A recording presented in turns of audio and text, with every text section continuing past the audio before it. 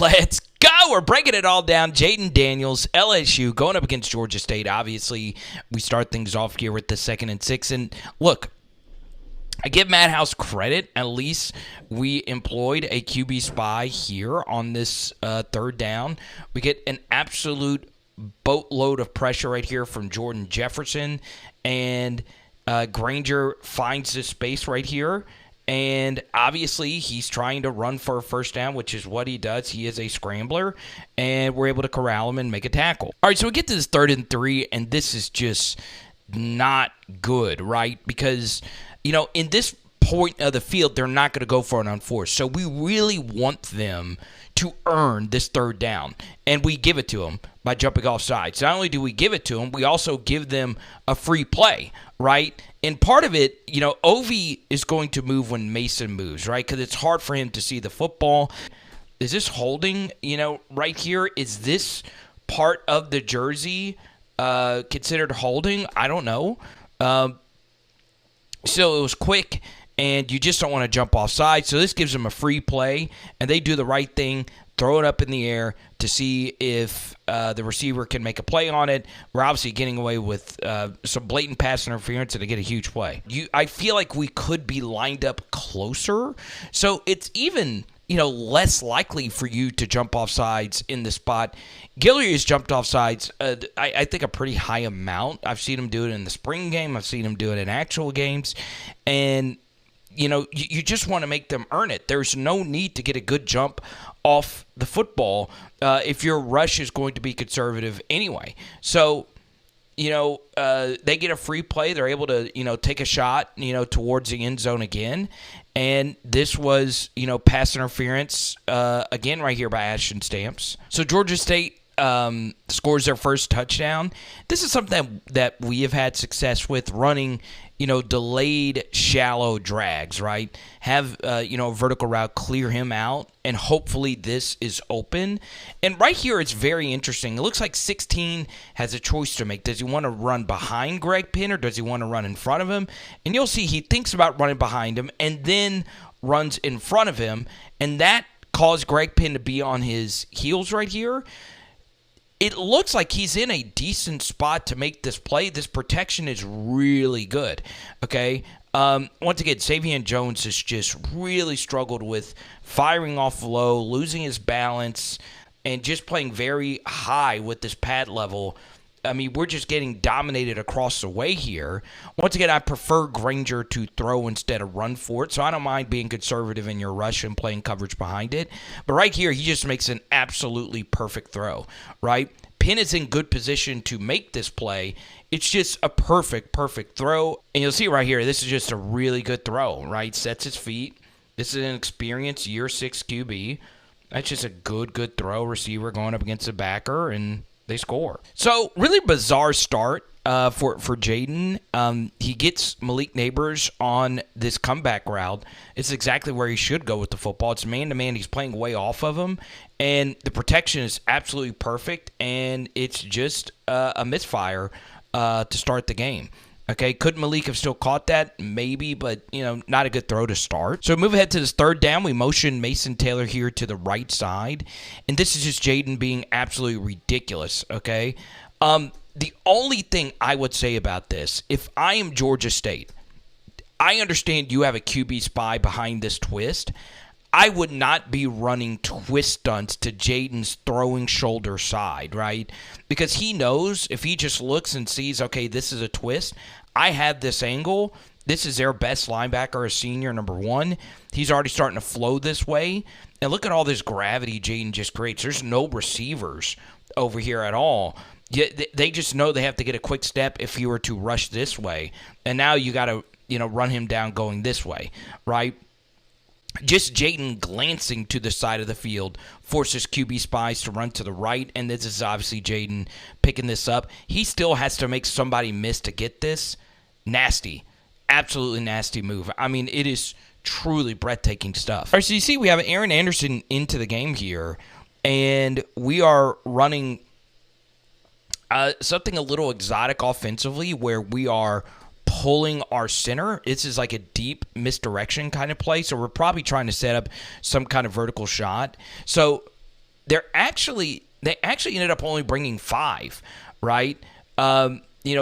Emory Jones was passing this off to Miles Frazier, who he thought was going to be there, and Emory goes to pick up this edge player. Should Emory have stayed with this guy? I don't know, right? But there is a lot of pressure right up the gut here, and Jayden just has to make something happen. This is not good, but for Jayden Daniels, he's Houdini, right? That's absolutely ridiculous. And he has to make this guy miss. Now he has to make this other guy miss while falling down. No big deal. You don't have it in you to get near me. Good block by Josh Williams down the field. And now it's off to the races. He then makes this guy miss. He falls down, or almost falls down. Then he makes this guy miss. It's unreal. It's absolutely unreal stuff. We then get to hear beautiful second down play call, right? If they're going to give us these flats, their corners had been, backing off. Let's just take these flats. Good hands catch right there by Kyron Lacey. And we know Kyron's pretty good with the football in his hands after he gets it. He's able to pick up some good, tough yards here. Then we get the 1st and 10. God, this is just really good quarterbacking right here by Jayden Daniels. RPO read. His job is to read to see if this player comes into the box. He does. There's still a safety over here, so Jayden has to put this football behind Malik Nabers so he doesn't get hit by this player, and he puts it right on the money. That's a really good catch by Malik. One thing you'll see, and a lot of Jayden's passes this year have not had this. He's been a lot better about throwing a tighter spiral. Maybe this gets deflected at the line, but what makes this catch really incredible by Malik is this ball was a wobbler. I think that was deflected. This ball had some nasty on it, and Malik is able to catch it and then get upfield. It's really, really, really good stuff. So another thing about this catch is this corner has inside leverage on Malik. So it's hard for a receiver to run an in-breaker when this DB is as far to the left of you. So he's got to make a hard jab right there and create that separation. You see, he turned him, and that is just that's really, really, really difficult stuff to catch it and move that fluidly. All right, so we move ahead to here, and man, this is really good stuff by Mason Smith, taking on this double team, jacking up this guard, and then ripping and making this play. I mean, that is just absolute perfection. And good stuff from Guillory, too. Okay, they both jump off sides, and I make up for it here. All right, here we go. So we have a holding call on a long Jayden run to bring it back. I believe it was on Miles Frazier. Pick up a nice little gain on first, and then we're coming out of a timeout here by Georgia State on second. Perfect play call by Mike Denbrock, okay? They bring heavy edge pressure. So they're bringing a corner pressure. They're also bringing a pressure right here. So if Jayden wanted it, he could have thrown it here, but the play design is to throw this out into the flats, okay? So Malik alerted him that, hey, he's blitzing. That's good football IQ to just stop and say I'm open. But we should run the play design here, okay? There is a blitz coming from this edge. Let's throw in the direction of the blitz, okay? You got Kyle Parker, a true freshman here, who is going to be the lead blocker, and 2 players actually missed their block, okay? Mason Taylor misses his block. And by the way, this is Trey Holly, friend of the channel. Mason Taylor misses his block on this inside linebacker. Not the worst miss. Of course, we would rather him go over here we'd rather him go here instead of this way. But Mason isn't able to get a piece on the backer here at all, and he's just got to let him go, okay? Maybe Mason thought BTJ was going to pick him up. I don't know. I really, really, really don't know. So BTJ goes to the second level and actually picks him up. But either way, we blow this block right here, and Kyle Parker blows his block on number 3, who, if you're a patron, you know in my scouting report, I say target number 3, right? He has been getting torched in recent weeks, and we completely whiffed this block. And this should have been a huge, huge gain for Trey Holly. Look at this finish, though, by Trey. This actually turns into a positive play. Good stuff right here by Mason Taylor, not giving up here. And obviously, that's just a really good run right there by Trey. for a nice gain, but that should have been a lot more. This protection kind of breaks down. Garrett Dellinger gets beat. Garrett's had a really good season. But overall, Jayden has a clean pocket to make this throw, and he just overshoots Aaron Anderson. This ball does need to be out here, and Jayden puts it out there. And, yeah, let me see another angle of this. So there's a lot of pressure on Aaron Anderson to do something, okay? This is a pattern that LSU runs a lot. Deep crosser here, deep crosser here, and a more diagonal 45-degree crosser from Malik Nabers across the field, okay?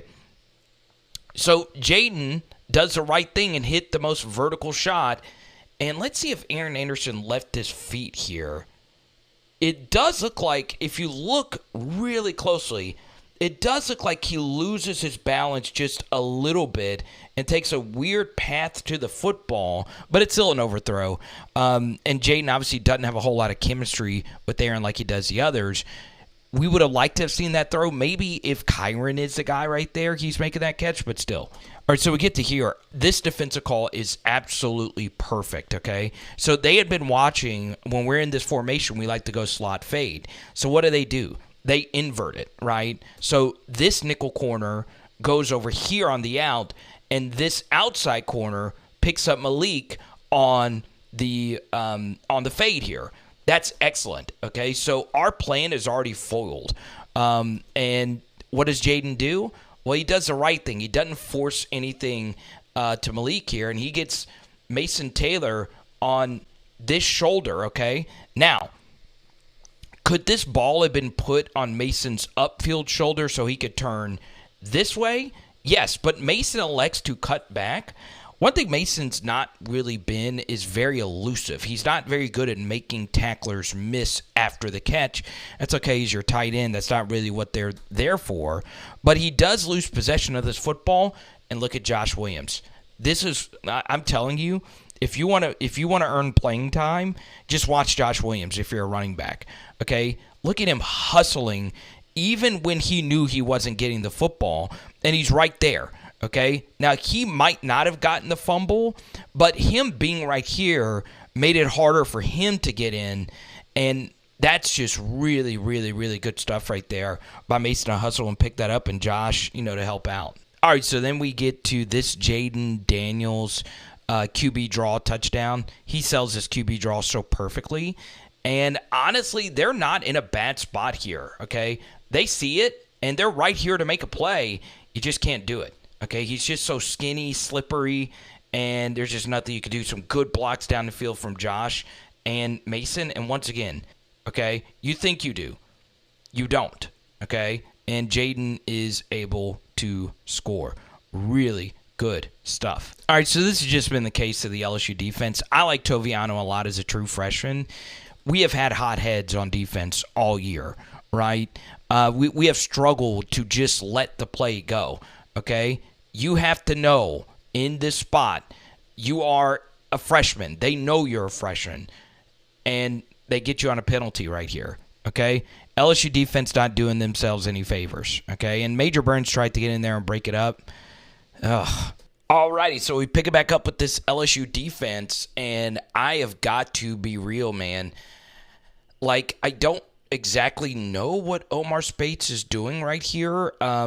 This is pretty clearly going to be your guy. Man, I don't know why he would decide to come from all the way here to go pick him up instead of just stick right here in the flats. And you get stuck in no man's land. Once again, I don't know the play calls. I don't know how that is coached up. But at least we get some hustle from him. This does turn out to be a very explosive pass play. Good job by Ashton Stamps to eventually make this play, but it's still not that great. So I was happy to see that LSU did watch some film on Georgia State. They, like every other team in college football, basically love to run mesh. We run mesh as well, not as much as other teams do.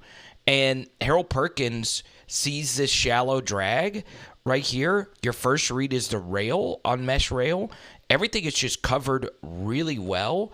If he throws this here, how quickly do we make this tackle, or do we make this tackle at all?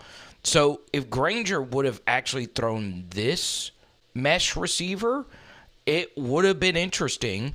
Instead, he goes to the one that's actually covered. And let's actually give some credit here to a very good pass rush from Jacoby and Guillory.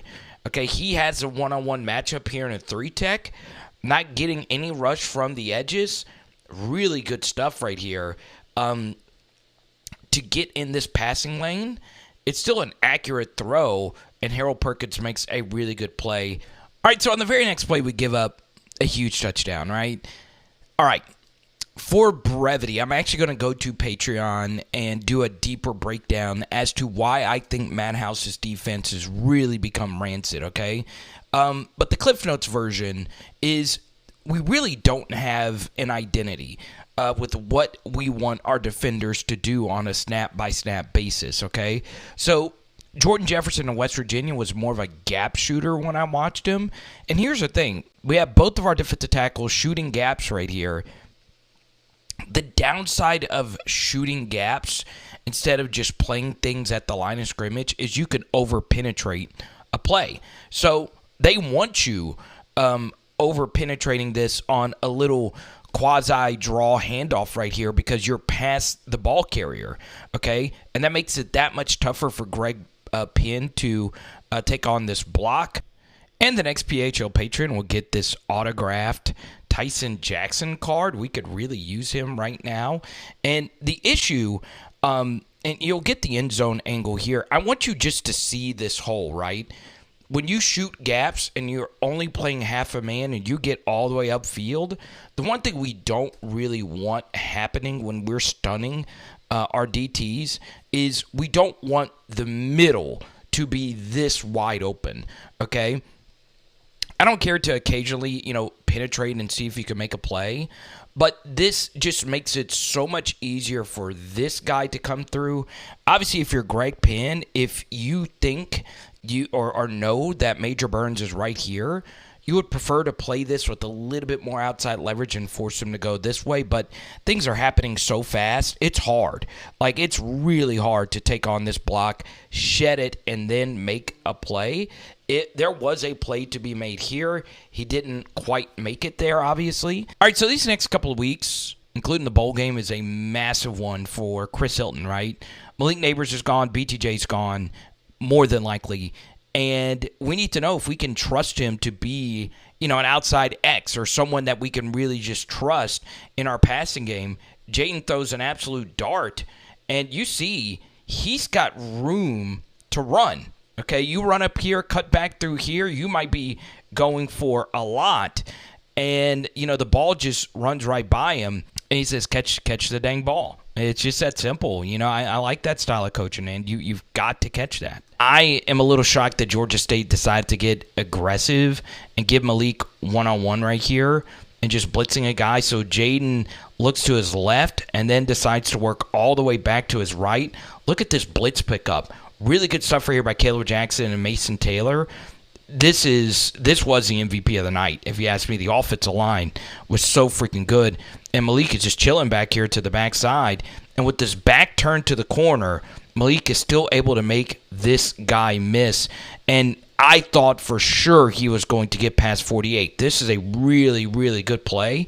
And Malik gets a really explosive play down the field. Excellent stuff. So this is going to be the big challenge for Brian Kelly, okay? This was by far my highest graded rep from Malik and BTJ, and neither one of them even got the football, okay? Normally, your best wide receivers are also your best blockers, right? If you're a backup receiver, one way you can earn playing time is being a good blocker. That's how Kyron Lacey was able to keep his spot on this team. This time, Mason Taylor has a really, really good block right here. And we're getting Josh Williams in the flat. I want you to watch Malik and BTJ right here. This is absolutely absurd stuff. That is owning these guys. That is ridiculous. Neither one of them made the tackle, okay? Freaking, that's my bad. They ended up calling holding on Malik Nabers. I'm not going to Zapruder that. It looked good to me. But either way, Malik makes up for it on this 1st and 9. We get really good blocking here from BTJ and Kyron, and Malik is going to make this guy miss. And actually, 6 makes the tackle. That's a really good play. Head here to this 1st and 10, and man, it's Jayden freaking Daniels again. Okay, we're running Hoss Juke, but this time our outside receivers are our outside receivers. Normally, it's our tight end and running back to the outside. And what's funny is you could see that they rolled into a single high coverage. This seam route did open up to Caleb Jackson. You're never reading a true freshman running back running a seam right here, but this was there. And I think this would have been there to Kyron as well. But guess what? Jayden was under heavy pressure, okay? We let the outside guy go free. That's the way it should be, okay? And Jayden does a good job throwing this hot and getting this football out to Mason Taylor. So that's just really good quarterback play. And once again, the next evolution of Mason's game is making that guy miss, but he does a good job falling forward for a few extra yards here. Get to the 2nd and 1, and Jayden, man, it's surreal, man. This is some of the best quarterback play you'll ever see. It doesn't matter if it's Jayden, LSU, or anyone. This is just really good stuff, okay? We're getting vertical here on the 2nd and 1. Great call, right? Because you technically, in theory, have 2 more downs to get it. So let's try and get a vertical shot. Running a little wheel right here, post right here, vertical right here. And Jayden last year would wait till Kyron would be breaking wide open and then throw it. But this year, Jayden is already deciding to throw this football before Kyron is out of his break. And he hits him right in the chest, and Kyron catches it. Wasn't the cleanest catch, but he caught it, and it's a tutty. All right, so this is called not making adjustments because the big rushing play we gave up was when our defensive tackles just shot all the way upfield. Penetration as a DT is a little overrated because you're able to run underneath it. And, this didn't end up being a big gain, but Omar Spates doesn't get a clean hit. So he's able to fall forward here. Yeah, I don't know what Matt House is doing here on this 3rd and 5, okay? Once again, it's the same thing. And it blows my mind that the players individually don't fix this and the coaching doesn't fix this, okay? I'm tired of seeing guys run into each other and running through the same gap. So we're trying to run a twist. The one thing I wouldn't do is run a twist to his right arm side, right? So what a twist is Mason Smith goes to the outside and Braden Swinson goes to the inside. Okay, so Mason becomes a contained defender, and the one thing we don't want a scrambling quarterback to do is roll out to the right. Okay, so once again, you'll see it. We're not able to get any penetration from our left side end. He's getting dominated. Jordan Jefferson is getting some good pressure up the middle, but because we're just running into each other over here and we have no contain responsibilities, I honestly don't know what Braden Swinson is doing here. Okay, it looks like he's trying to stop and, I don't know what he's doing, but once again, we're in the same gap. All right, now he's twisting around. It's too late for that. Okay, so Granger sees, hey, I can get around Mason Smith here. It's just horrible contained responsibilities. Now, maybe Harold Perkins was supposed to be, a spy here, but it looks like his zone is right here. Okay, so Granger's able to break contain. I have no idea why Matt House would do this on 3rd and 5. I really don't. Unless Swinson was supposed to stay here. So, once again, Granger rolling out to his right, he could run for this, but he actually could have run for these yards. I'm not sure if Swinson's stopping him, but he keeps his eyes down the field, and his running back gets the easy 1st down. Love this call from Matt House, okay? If you can't cover, if you can't do anything, just send everybody. Make them have to make a play. So Major Burns is coming on a blitz, okay? This is the 2nd time, and now that I think I think this was on Braden Swinson versus the Alabama game. You may or may not be looking for some slides from the Alabama game. If you're the edge guy right here, all right, your job is to run through this B gap so Major Burns can have a clean run through. That's the point of running a zero blitz. And for those that don't know what a zero blitz is, it's a blitz with no safety help over the top. It's straight man-to-man, and just a simple numbers count here, there's always going to be an unblocked player. Okay? So this running back goes to the field, and now Major Burns has to be the untouched player to get home. Okay? So what we need Braden Swinson to do, this is very simple stuff. You just got to run through here. If you run through here, we get Major Burns untouched. But what does Swinson decide to do? He cuts off Major Burns right here and blocks Major Burns from getting home, okay? And Major Burns untouched from here is making this a more difficult throw, right? He is in the very least in his periphery. He could jump up and create some kind of traffic here, but guess what? We can't even run a blitz properly. It's the easiest call in football. Can't get our gaps right. Also, obviously, we get unbelievably lucky right here. Toviano gets beat really bad. We can get into a debate when you're in press right here. Do we want there to be some type of jam? I don't know. But he gets beat really bad, and the throw is absolutely perfect, and the receiver just never sees it. Obviously, this is on the receiver. And, yeah, this is one of the biggest misses in this football program's history. I'm serious, right? You're catching that. It's a tie game. So to celebrate this rare Brian Thomas Jr. touchdown, I know one of you are watching this premiere right now like, hey, I want to support PHL. I think one of you are going to give me a live super chat right now. If you're watching this after the fact, there's plenty of ways you could support. You can go to the Feed My Dog Fund at Carter the Power. Goes a long way. But what makes this touchdown so rare is this is a 14-point swing, right? You rarely get this where the play before this should have been a touchdown for the other team, but this ends up being a touchdown for LSU. And if you're a Georgia State backer at plus 32, this is what you get for betting against Jayden Daniels. And you'll see it right here, okay? Honestly, this is just a foot race. He just burns him. You get to this point of the route. This is really good hand fighting right here by Brian Thomas Jr. Once 5 puts his hand on him, BTJ immediately gets his hand on his elbow to get that hand off of him and then also get him off balance. And then the next thing he does a really good job of is stacking him, right? You know, Terrence Tolliver on Twitter, obviously a great LSU wide receiver in his own right, talks about this quite a bit, right? Stacking him, which means getting in front of him, slowing him down to where he is behind you, right? And you'll see 5 doesn't have the speed or the body placement to even get to this spot at all, and Jayden hits him right in stride. Couldn't have really thrown that football any better.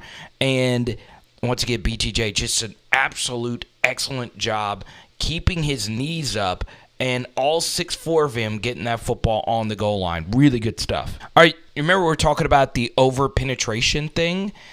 I love this from Jordan Jefferson, okay?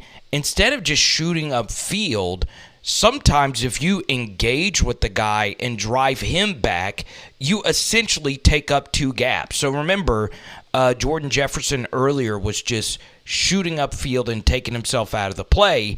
This time, he feels this down block from the center, and he drills him back into the puller and makes this play. He actually doesn't make the tackle. 65 does. Okay, that is as good of a defensive tackle play you will see. This is crazy. Games each with 100 yards, 4. They now have 5. And obviously, Kyron Lacey also had 100 yards. It was crazy that 3 different LSU receivers had over 100 yards in this game. We get to this 3rd and 13, and once again, it was a rough game for Ashton Stamps. All our corners have had rough seasons, right? Not having Zy Alexander is huge. I like this from our defensive line. We're obviously not generating a whole lot of pressure here, but at the same time, let's force them to throw, okay? Let's see if they could throw for this yardage. So we're all in our rush lanes. I'll take it, okay? Now, we get to here. Obviously, if you're Ashton Stamps, you want to be playing the sticks. If they get vertical behind you and beat you, no big deal. We don't want to be giving comeback routes like this. You have to know that more than likely this receiver is stopping at some point. Still, it's tough. You're a true freshman. You're going up against their best receiver. And I want you to see where he catches this football. Bang, okay? And notice where they mark it, okay? Let's show you this again. Hua, all right? So it's short. But notice where they mark it, okay? It's a difficult mark because the line judge has to come all the way over here. I had it about right here. This is where they mark it, okay? Now, where Georgia State made a mistake, there's two of them, all right? I don't care who you are. Why was there not a single coach right here influencing this ref's decision that this is a first down? It is amazing how many times I've seen a sideline go crazy saying, hey, first down, first down, first down, and this ref actually spots it a first down, and then he spots it short, and nobody on the sideline can test it, and they have a better angle than any of us, right? Half a full yard short of where the ball should have been, okay? The next thing, punting the football here is the dumbest decision I think I've seen a coach make. Sean Elliott had two other dumb decisions, calling defensive timeouts. You should never call timeouts on defense unless you absolutely positively need to. And then, a few of you asked about the punt returns. Jayden Nichols had, our best punt returns, but that's because he is the up man on the punt return team. They don't have a good punter. Gregory Clayton is back deep, okay? So Nichols had a good punt return earlier in this game, and then he has one right here. That should be a fair catch. Still, punting the football and giving the football to Jayden Daniels in the spot when he's been at LSU, even last year, his best time in a game is at the end of a second half, right? He is the best at the 2-minute drill, maybe that I've ever seen at LSU. He is ridiculously good. He sits in this pocket, waits for the very last second here to go vertical to Aaron Anderson. I thought that was a ticky-tack pass interference call. 5 had been getting, burned all day. And I didn't think that was PI, but I'll take it. And then we get to here, okay? You think if you're LSU or if you're Georgia State, you feel pretty good about this, right? You are deep into coverage. This looked like quarters. This turned into cover 3. So this safety becomes a robber, and everybody's just playing off, and it still doesn't matter. So Jayden starts off looking to his left. A little smash concept here. Tight end going here. Malik going here. Jayden, obviously, there's nothing open there. He eventually works back, and instead of just tucking and running here, he finds Kyron Lacey, and look at where this ball is put, y'all. Look at this. Bang! Right in stride. So that makes that punt look even worse now, right? LSU didn't even need the full minute and a half or whatever it was to drive down the field and, get into field goal range. All right, we get to here. This is the play of the year from this LSU offensive line. It's not quite a zero pressure, but they are bringing everybody, okay? Almost everybody. And we pick it up perfectly. I mean, we call max protect, and this is some really good coaching by Denbrock. You know that they're going to bring some type of pressure. It's stupid not to, right? With 0 timeouts left, a sack is huge. So you need to bring a heavy amount of pressure. And what you'll see here pre-snap is a communication from Will Campbell. Once again, another All-American level season from Will. Just ridiculous stuff. Everybody is dominating their assignment. I mean, this is just perfect stuff. So you give Jayden a lot of credit in a clean pocket here, even if it is a clean pocket, with 0 timeouts, the ability to trust yourself to not to stay in this pocket and work all the way backside when you know more than likely they're bringing pressure is so good. And he waits for Kyron to eventually open up, and he does just that, and he beats number 5 badly. And you'll see it here. I mean, it's crazy, right, that Jayden is able to stick in here. And, man, Delhi, I mean, this offensive line is just so good. They're so good, man. Only really one rough game on the season, and that was Alabama. Outside of that, just exceptional. And how did Kyron get so open? He's going up against a DB with the inside leverage. Look at this. God bless America. I mean, that is wider than the Strait of Gibraltar right there. I mean, this is 98 degrees of separation for those that tuned into the live stream last night. I don't know if there's ever been more separation on an in-breaking slant route versus inside leverage from any LSU wide receiver. That is just crazy, crazy, crazy good stuff. And what makes that decision even worse is LSU got the ball first coming out of half, right? Those levels of mistakes, okay? So Caleb Jackson bobbles his kickoff, return just a bit, and you'll see that actually did end up mattering here. It's okay. At least he catches it a lot better than last week, and there is a reason why you want Caleb Jackson returning kicks. Let's actually break down the blocking here on this kickoff return unit. The guy who ends up missing his block was West Weeks, okay?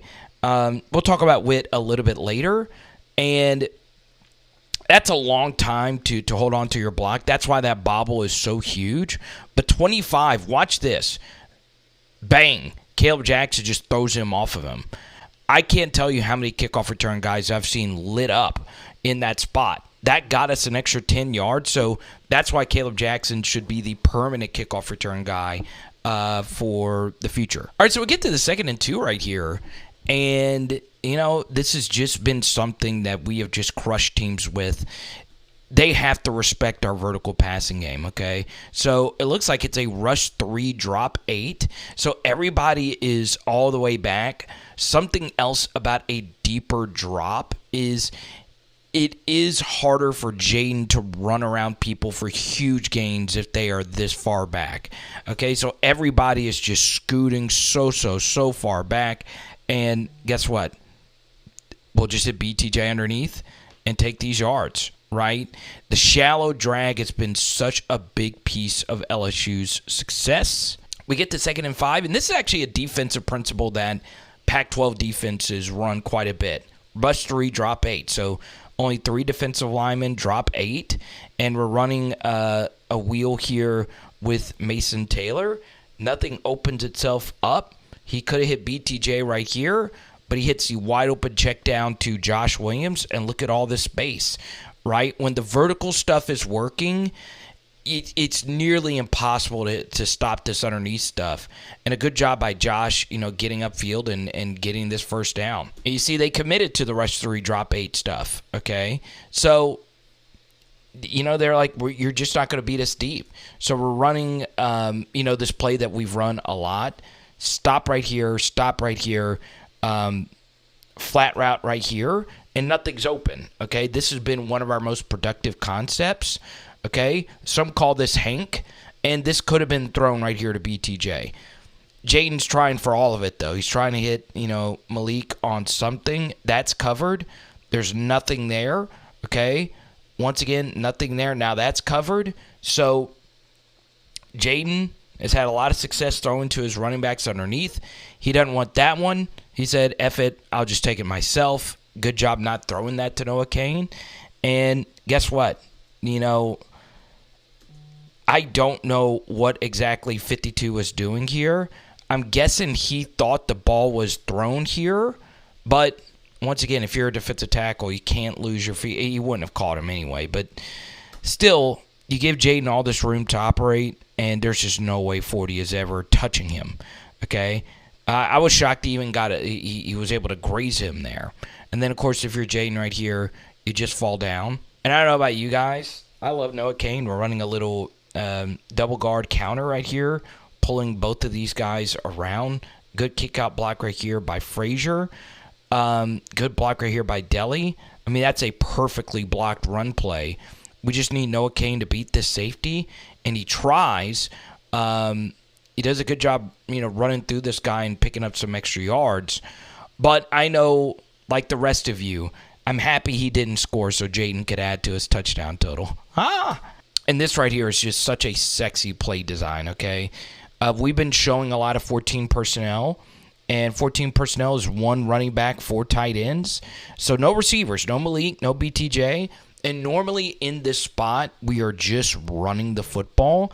But in this instance, we are play actioning this pretty hard. And it's smart. It's a good, easy touchdown. Good to see Pimpton back out there. Good block right there by Gilbreth. That's good stuff. He has had his ups and downs this year in his first year. It would be nice to have just a blocking tight end like him. That's really good.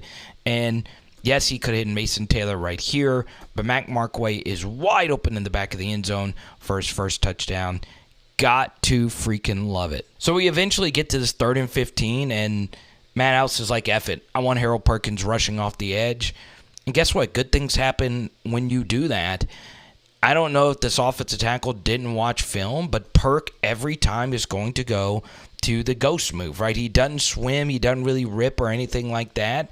He just likes to run around people, and that's essentially what he does. This is really good stuff by Harold Perkins to get the hands off of him really quickly, and he sidesteps him with ease, okay? That's just a superior athlete putting another guy in the dust. And why was this big? Well, this would have been a first down. Now, it would have been interesting to see how close our DB was to this. It is a little cut off right here, but is Major Burns making this play right here? I don't know. It would have been close, and at least he would be tackling him short of the line to gain. But Perk does a good job, getting this rush. We would have loved to have seen him finish this. But then again, I'd prefer him stepping up instead of out. He should be making that sack, though. And guess what? We got Greg Penn right there, QB spying. Obviously, you would like to see him make that tackle, but a good job by Braden Swinson not giving up on the play. It's a great play right there by Swinson, and Perk getting back into it. So it does set up this 4th and 6, and it was pretty clear what they were going to do, right? They were going to go right at Ashton Stamps with their best receiver. All right. This is what I don't understand. All right, it's 4th and 6. We want to play these sticks really hard. Who cares if they hit a shot over the top of us? That means we're getting the football back to Jayden Daniels. We are up by 28. Let's be aggressive, right? If you're aggressive right here, if they beat you over the top, sure, they score. Give it to them, right? They've not been able to complete a 4th and 6 over the top. We've already seen that they couldn't do this. What they had been doing to us, though, are just simple comebacks. I would have told Stamps here pre-snap, play the sticks really hard. Let's not let them play pitch and catch, and just give them the first down. Okay. Next thing about this, all right, that just does not make any sense to me. Why don't we have Harold Perkins rushing here again, right? He had already just beaten this right tackle, and they brought help this time, so it probably wouldn't have mattered. But the fact that we just decide to rush 4 here, when rushing 4, just basic rush 4, just hasn't really been that good for us in big spots. I mean, nobody's close to getting home right here. I don't know. I just hate that defensive call. I really, really, really do. All right, so we get to this 1st and 10, and they just got us outnumbered in this box, right? They got 7 guys in the box. We've got 6, okay? We're just in trouble here. We need someone to make a play or fit a run better than this. Once again, I don't know whose gap this was right here. Are you the contain guy? Is Swinson the contain guy? I don't know. But obviously this is just not good. Jordan Jefferson right here, we've seen him versus doubles get his back turned and push back. This time he does a good job splitting and sitting heavy, and he almost makes this play, okay? Still, run fitting, an absolute major issue. And then when it gets to here, we just can't have this guy falling forward for this many yards with 3 people. 3 people, okay? And I don't know what Jordan Allen's doing, okay? look, this is just very casual for a guy that's still falling forward. Get in there, bang. Don't back out of the hit.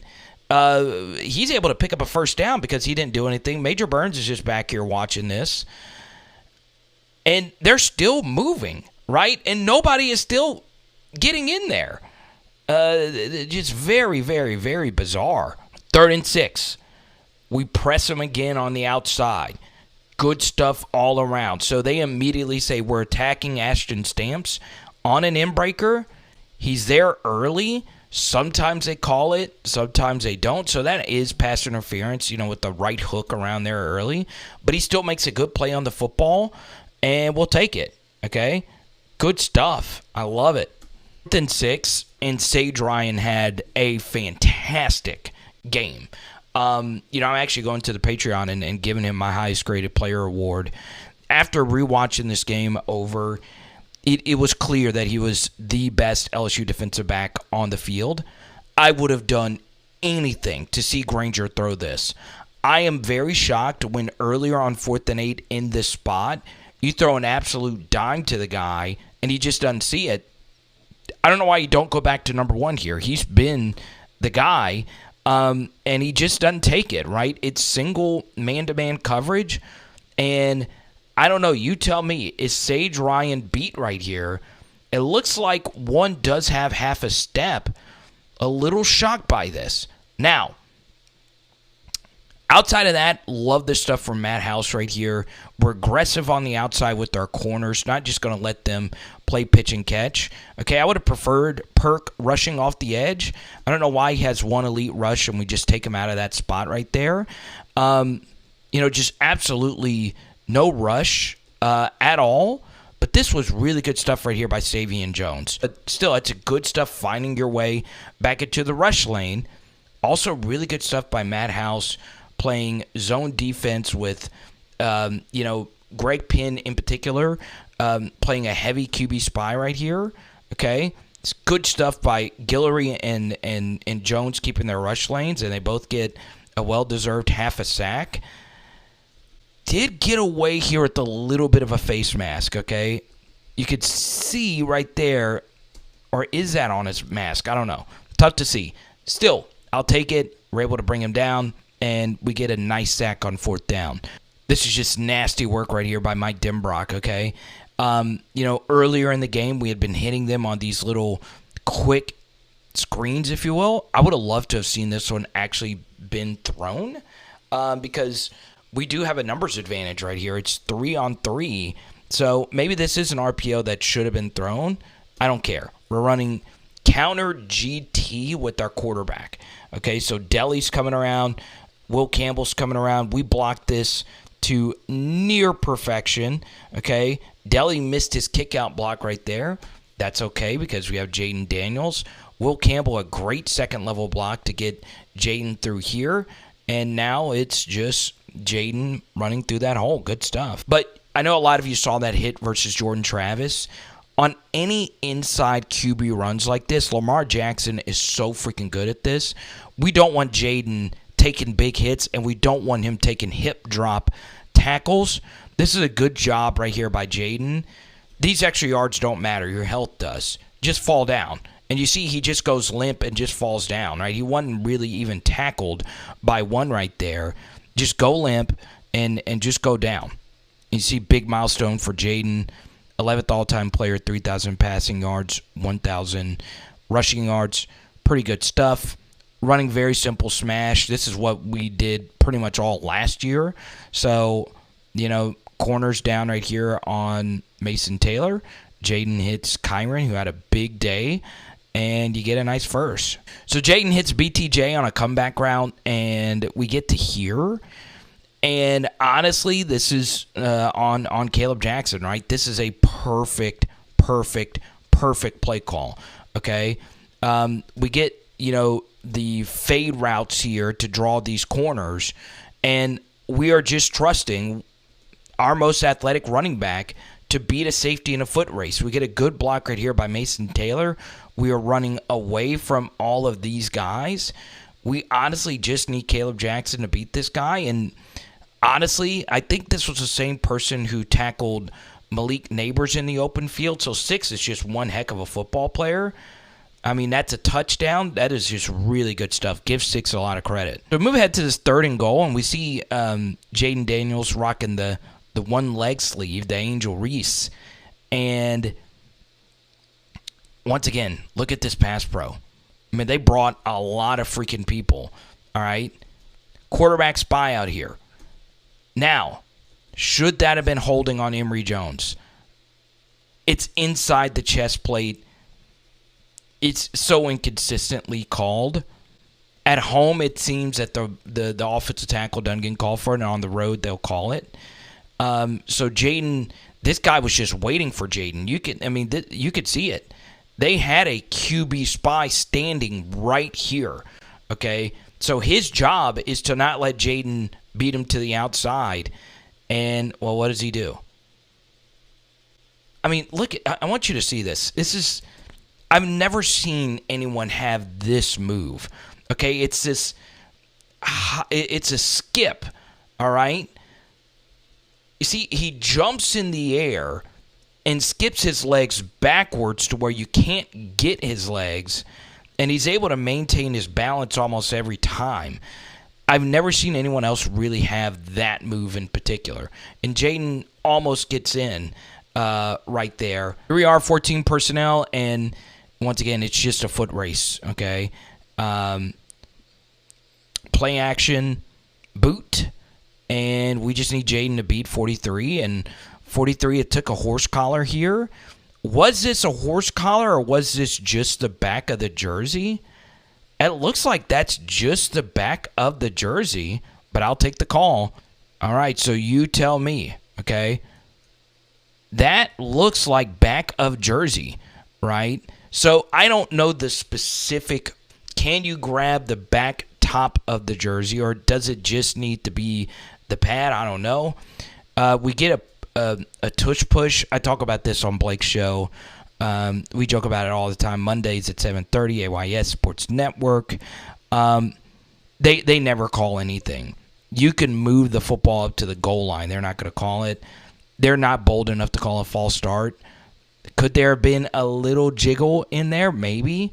But Jayden gets in on the tush push. All right, so we move ahead to this 3rd and 8. And this is going to sound, once again, you do see the over-penetration here, but I don't mind this. I mean, we're not going to play a lot of teams that run speed option like that. And, Granger's going to get us on a few runs. This actually ends up being a pretty good open field tackle right there by Major Burns. So, yeah, good conversion by them.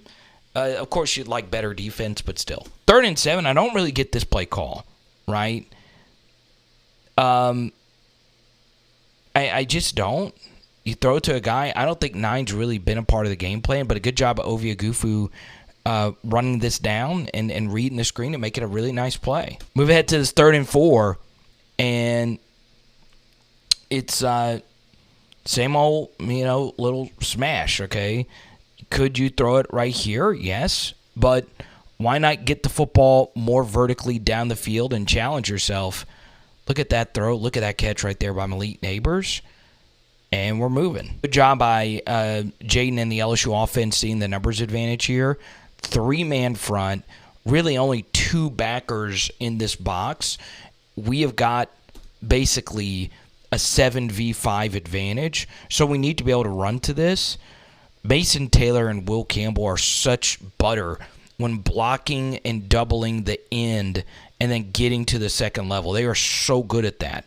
This is as wide open of a hole Caleb Jackson will ever run through. We need Caleb to do something special, and he does just that, right? Breaks that tackle and picks up an extra 5, 10-ish yards right there. Good run from Caleb. So I saw one of my favorite draft analysts, Mike Renner, talk about this Malik Nabers touchdown. It is a thing of freaking beauty, okay? This was the same exact play that Garrett Nussmeier had versus Army. The double move, throw to Malik on a safety out of the slot. And this wasn't the best ball from Jayden right here. Once again, I've broken down before why double moves can be tricky throws. And Malik extends for this, Looks like he had to, and he had to hold on to this throughout the whole catch. I'm glad they gave it to him. I'm really glad they did not overturn that.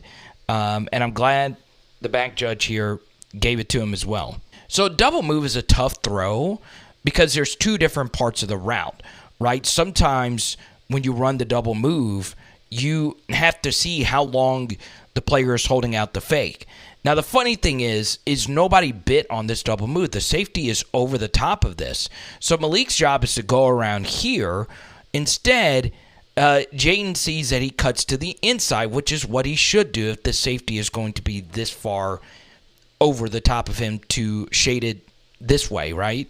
So that's a really good job right there by Jayden, seeing that Malik kind of bent his route this way, and he's still able to burn number 6. And, yeah, it's just a great catch, and I'm glad they gave it to him, okay? And that's a tough hit. That's how, Jamar got sore a few weeks ago, landing on your back. But it's that Tiger Stadium grass, man. It's like a trampoline, baby. Let's go. All right, so you're looking at a few Jayden for Heisman stats just compiled from everyone. I'll go even one step deeper. When you look at QBR, it's not even close. In fact, Jayden Daniels is one of the best QBR quarterbacks ever, and he's also one of the best total EPA players ever. Now, why is that relevant? Well, Jayden Daniels is one of the all-time leaders in EPA, and EPA is a totals stat, right? It's not a rate stat. So the fact that he's already one of the best all-time expected points added, which is a more advanced stat, I don't use it a whole bunch. The fact that he's one of the all-time leaders in that analytic, and he still has one, if not 2 games left. Normally you see the legendary EPA leaders are the ones that play in the playoff or play in a bowl game. The fact that he's already there shows you how prolific of a season this has been. Now, could Jayden have gotten one more possession? Potentially, yes, but on this 3rd and 15, they are running mesh, which is a play that they showed on film over and over. We broke it down, obviously, on Patreon in our Georgia State game preview. Pretty much the only way they're gaining this is if we miss a tackle or if the QB scrambles and we get out of our rush lanes again. Tyjee Hill gets doubled and just kind of washed into Womack. And Womack, of course, over pursues this quarterback. And, there's no way for him to make a play. Jalen Lee can't make this play right here. Quincy Wiggins is just kind of out of it. So now we need Weeks to step up and make a play, or Toviano. Toviano gets sealed to the inside. And guess what? We still have a chance to bring him down here. And we just let him tiptoe. And it kind of looks like right here, Allen is just kind of jogging, right? I think if he's running full speed, maybe he can get there and create some kind of collision. But they pick up the first. But anyway, we don't get another Jayden possession. Obviously, Garrett Nussmeier gets a few snaps. If we get to him, we'll break him down there. On this next play, Terrence Welsh gets beat over the top. Here, it's just straight man-to-man coverage, and he gets beat. So while that happens, we'll talk about the defense and offense. But really, it's not even a matter if Jayden's going to win the Heisman or not. That's of my concern, right? Obviously, it's of everyone's concern. We want him to win the Heisman Trophy. It's so important because that award does a lot for the LSU brand. It does a lot for Jayden's brand. Also, tonight, Malik Nabers separates himself from Marvin Harrison when it comes to the Biletnikoff Award. That's obviously really freaking cool. Malik has not had a game this year under 65 yards receiving. That is freaking ridiculous. So this has been working, so why not stop? I'm doing another Super Chat challenge. If you're watching this on a premiere or down the road, feel free to drop a super thanks.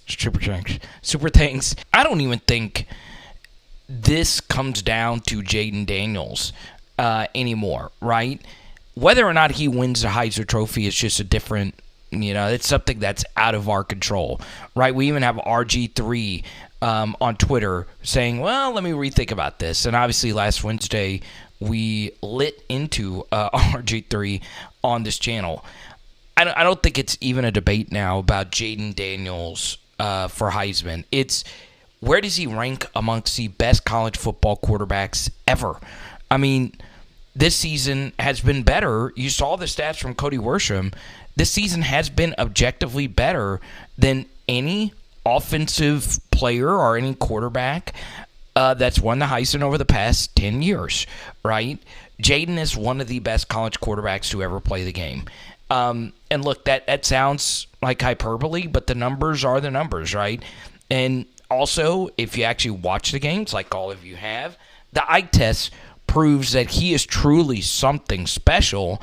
And NFL teams are going to have to think, well, is this the guy that we should be drafting number 1 overall? You tell me, okay? Jayden is just, it's unfreaking real. Unfreaking real. And look, obviously I'm going to stoop for my guy for Heisman Trophy, but I think objectively speaking, when you see the national personalities at other sites, obviously I'm trying to get to that level. You see those sites, and they're like, hey, it's pretty clear who the Heisman Trophy should be. That was a good play right there by Whit Weeks. That was a good job by Quincy Wiggins staying with the play. Lost his balance there, but was able to get out there and make a nice play right there. And then we get to this 4th and 5. A better throw actually gets this, but once again, I like seeing Toviano out there getting physical, making plays. Gets beat right here on this comeback, but look, you play press, force him to make a difficult throw, and they're not able to get it. So after a rough start, Toviano makes a few plays here at the end, and yeah. Now let's talk about this LSU defense just briefly, okay? This was another tough night, and I know in the post game, there were some of you saying, well, we only gave up 14 points. Yeah, and look, that is a good thing. We did shut them out after they missed that wide open touchdown, and we'll take it, right? But it should have been 21, and obviously we didn't do a good job getting stops. Seeing some of this second unit struggles, God, that's a nasty finish right here by Borderline. Look at this. Lots of backups in here. Lance Hurd in here. Marlon Martinez. This is a really well-blocked play. Good seeing Mason Lunsford out there. And this is a really good run by Trey Holly. Somebody has got to kick out this end unless it's a fake. Sometimes you see that where they fake like they're kicking out the end and then getting vertical.